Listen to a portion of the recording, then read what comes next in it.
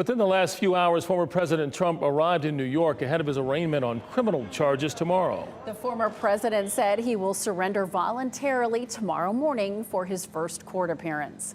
Gabe Gutierrez joins us live tonight. And Gabe, the former president is the first in U.S. history to be charged with a crime. Should we expect the procedure for his arraignment tomorrow to be different from the norm?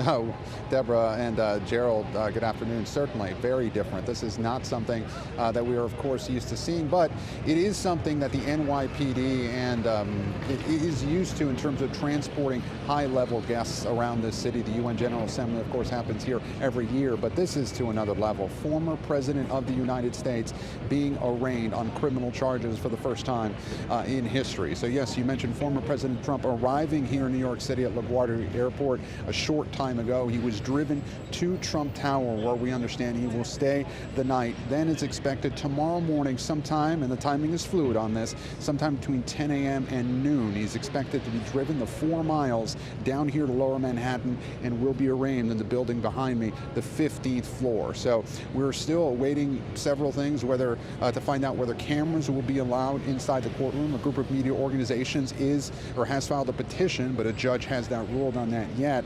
Historically, though, this particular judge has not allowed cameras in the courtroom.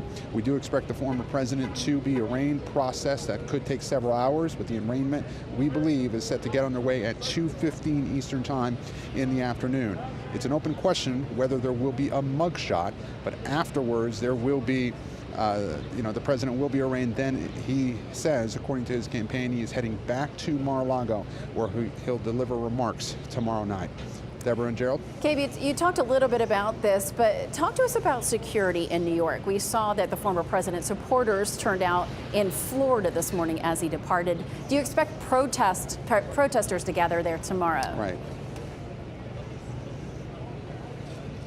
Well, Deborah, we have not seen that many of the president's supporters show up here, even when several weeks ago the former president, called for protests because he predicted that he would be arrested on that Tuesday. It didn't come to pass back then, and there was only a smattering of supporters that showed up to a park here across the street from the courthouse. However, tomorrow morning there is a rally scheduled here at 10:30 Eastern Time, headlined by Congresswoman Marjorie Taylor Greene, and the organizers of this protest expect a larger turnout, partly because they publicize the location and also because they say that this is a very significant moment, and so they are expecting a larger crowd. Still unclear, though, how many exactly will turn out.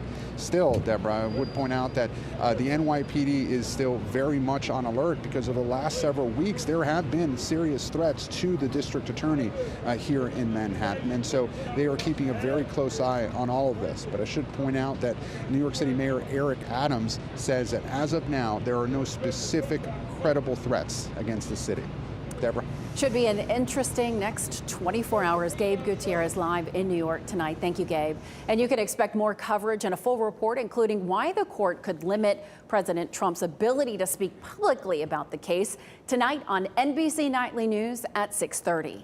Devastating storms over the weekend left a path of destruction in parts of the South and Midwest. Vehicles overturned, trees knocked down, homes flattened. This one all the way to New Jersey, killing at least 32 people.